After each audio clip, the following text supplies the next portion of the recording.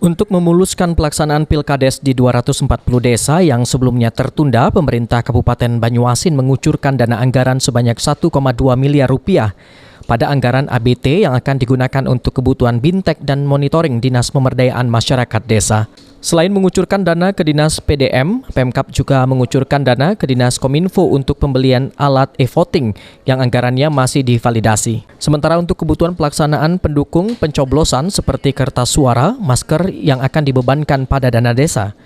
Roni Utama, Kepala Dinas Pemberdayaan Masyarakat Desa, menerangkan jika pelaksanaan Pilkades dengan protokol kesehatan telah dirancang agar tidak menimbulkan kerumunan yang berpotensi pada penularan COVID-19.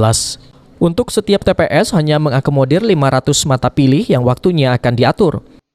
Dalam rangka menunjang Pilkades ini, kami minta untuk menganggarkan alat-alat protokol kesehatan dalam rangka melaksanakan Pilkades. Misalnya mereka harus menyiapkan masker, tidak-tidaknya sejumlah mata pilih Pilkades.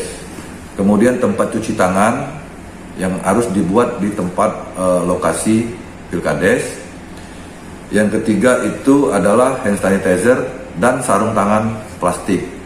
Jadi kita tetap menerapkan protokol kesehatan. Bahkan dalam surat edaran Menteri Dalam Negeri yang terbaru itu dibatasi satu TPS itu maksimal 500 mata pilih.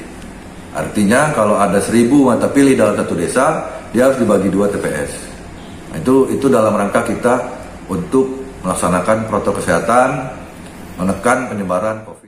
Dalam Pilkades nantinya, 39 desa akan menggunakan sistem e-voting, sementara sisanya menggunakan sistem manual dengan protokol kesehatan.